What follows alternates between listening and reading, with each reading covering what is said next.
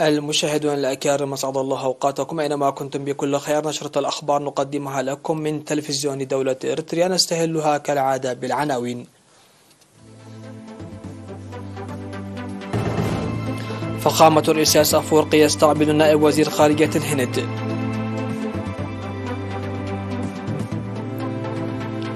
ملائمة غردات لتربية النحل.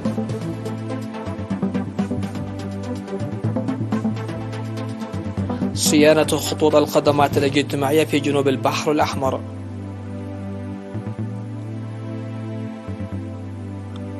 معطل 8 عسكريين بكمين مسلح في بوركينا فاسو.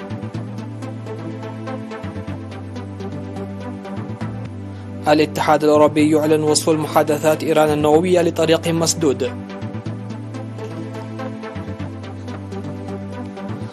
رئيسة الوزراء السويدية تستقيل بعد خسارة حزبها في الانتخابات التشريعية. أهلا بكم إلى تفاصيل النشرة. استقبل فخامة الرئيس أفورقي عصر اليوم 15 من سبتمبر في قاعة دندن نائب وزير الخارجية الهندي مورالي ديهار. وأوضح الرئيس السياسي أفورقي في اللقاء بأن الهند شريك حقيقي لإريتريا. وذكر في اللقاء بأن مجالات التعليم والصحة والطاقة والزراعة تمنح الأولوية من ضمن مجالات التعاون الكثيرة بين البلدين. واتفقت إريتريا والهند لتقوية التعاون في المجال الدبلوماسي والمحافل الدولية.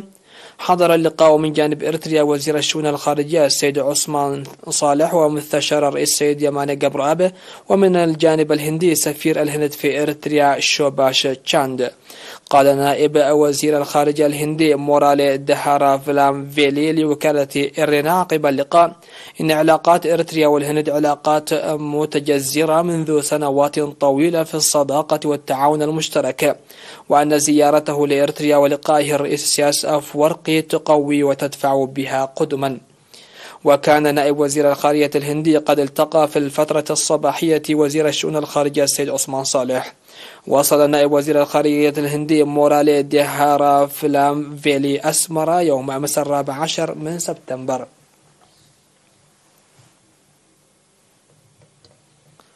دعا المهنيون الزراعيون ومربو النحل المتنقلون على العمل الجاد لاستغلال المناطق الملائمة لتربية النحل في مديرية غردات. وأوضح مسؤول تربية الدواجن والنحل في مكتب وزارة الزراعة في المديرية السيد كوخب فصوم، أوضح أن وجود الكثير من الأشجار المزدهرة في المديرية جعل عدد كبير من مربي النحل يأتون من مختلف المناطق وإنتاج كميات كبيرة من العسل.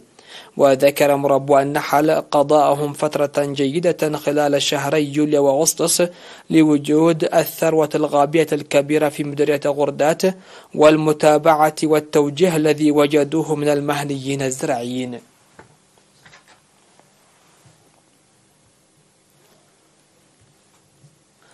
تجري أعمال صيانة خطوط الخدمات الاجتماعية المدمرة جراء الأمطار الغزيرة التي هطلت في 10 من سبتمبر والسيول الناجمة عنها في إقليم جنوب البحر الأحمر.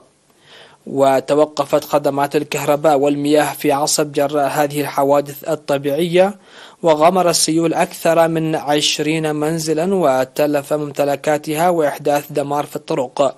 وأفاد مراسل إرينا إعادة بدء خدمات الكهرباء نتيجة الخطوات السريعة والجهود القوية للصيانة، وتجري أعمال مدعومة بالآليات الثقيلة لصيانة خطوط المياه.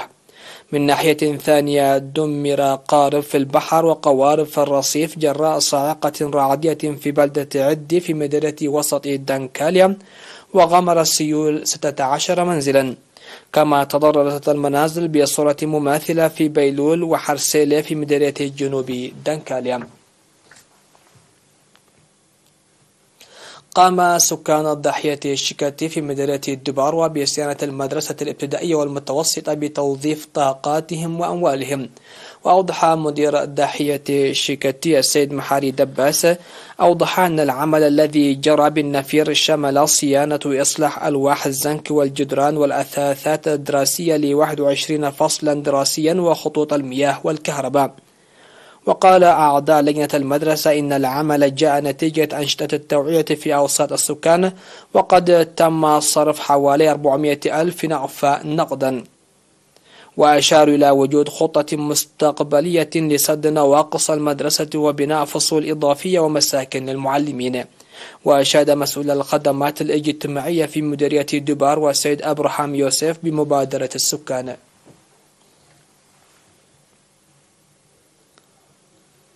توفي في 12 من سبتمبر رئيس مجلس إقليم الساحل سابقا المناضل الشيخ إبراهيم معلم عن عمر بلغ 88 عاما جراء مرض ألم به.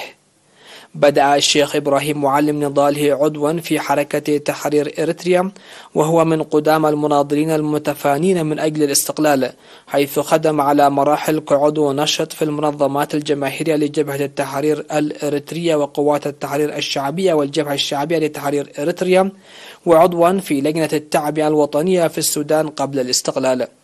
بعد الاستقلال عمل الشيخ إبراهيم معلم رئيسا لمجلس إقليم الساحل ليساهم بدور كبير في إعادة إعمار البلاد وخدمة بلده حتى يوم وفاته. الفقيد الشيخ إبراهيم معلم متزوج وأب ل5 أبناء، وقد وري جثمانه الثرى يوم 13 من سبتمبر في مقبرة الشيخ الأمين في أسمرة.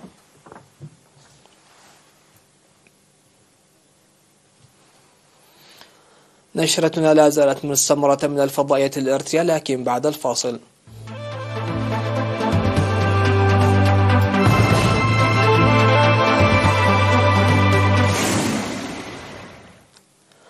على الصعيد العالمي قتل 8 جنود بكمين نصبه مسلحون مجهولون لوحدة عسكرية في ولاية أودالان بمنطقة الساحل الشمالي بوركينا فاسو حسب ما أعلنه الجيش.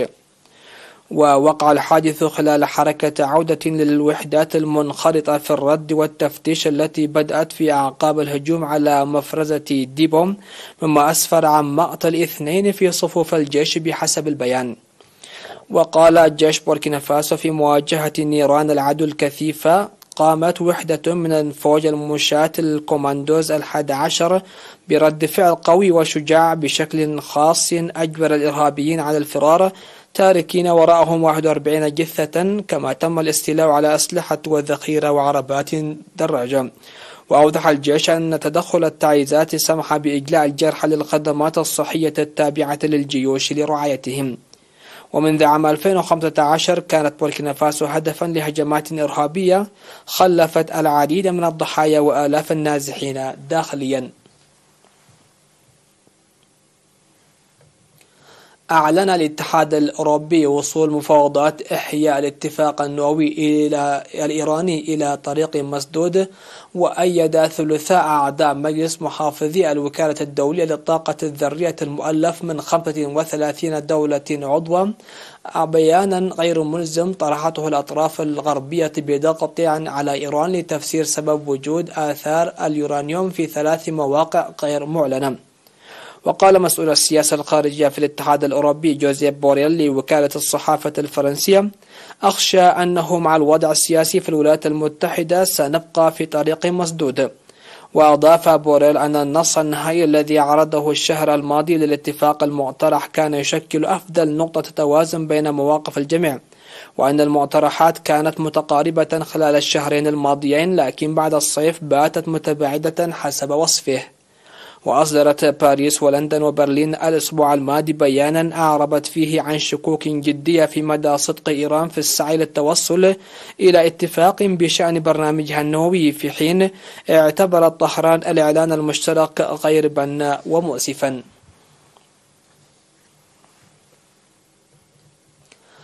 أعلنت رئيس الوزراء السويدية أنها ستقدم استقالتها عقب فوز كتلة غير مسبوقة من اليمين واليمين المتطرف في انتخابات بغالبية ضئيلة.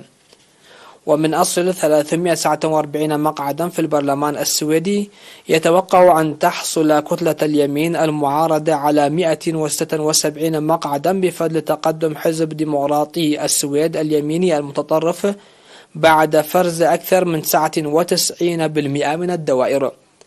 وقالت أندرسون زعيمة الحزب الاشتراكي الديمقراطي في مؤتمر صحفي أن الغالبية ضئيلة لكنها مع ذلك غالبية. وأظهرت النتائج الأولية تقاربا كبيرا، وانتظر المسؤولون احتساب أصوات عشرات آلاف الناخبين في الخارج وأخرى أدلى بها في فترة سابقة لتأكيد النتائج. ولم يسبق أن اعتمدت حكومة سويدية على دعم حزب ديمقراطي السويد القومي المناهض للهجرة، والذي خرج الفائز الأكبر في الانتخابات بتحسين نتيجته بأكثر من 3 نقاط مئوية مقارنة بالانتخابات السابقة. الخبر الأخير في هذه النشرة: ستضع فرنسا سقفا لزيادة أسعار الغاز الطبيعي والكهرباء عند حدود 15% في مطلع السنة المقبلة، ممددة بذلك تحكمها بالأسعار على ما أعلنت رئيسة الوزراء إليزابيث بورن. والإجراءات الجديدة محدودة أكثر من تلك التي اعتمدت في وقت سابق من السنة، والتي حدت من ارتفاع أسعار الكهرباء المنزلية عند مستوى 4%، وجمدت أسعار الغاز عند مستويات تشرين الأول أكتوبر 2021، ما ساهم في خفض التضخم في فرنسا أكثر من الدول الأوروبية المجاورة. ويتوقع أن تكلف هذه الإجراءات ما مجموعه 16 مليار يورو بحسب وزير المال برونو لومير خلال المؤتمر الصحفي نفسه، مع 11 مليار للغاز و5 مليارات للكهرباء. نهاية النشرة. هذا تذكير بأهم وأبرز العناوين. فخامة الرئيس أفورقي يستقبل نائب وزير خارجية الهند. ملائمة غردات لتربية النحل.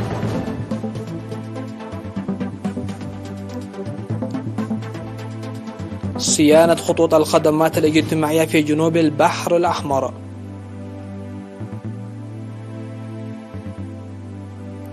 مقتل 8 عسكريين بكمين مسلح في بوركينا فاسو.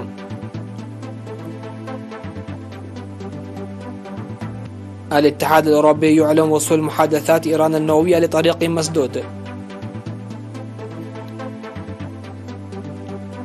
ورئيسة الوزراء السويدية تستقيل بعد خسارة حزبها في الانتخابات التشريعية. سادتي سيداتي، هكذا نكون قد وصلنا وإياكم إلى نهاية نشرة هذا المساء. شكرا لحسن الاستماع والمتابعة، والسلام عليكم ورحمة الله.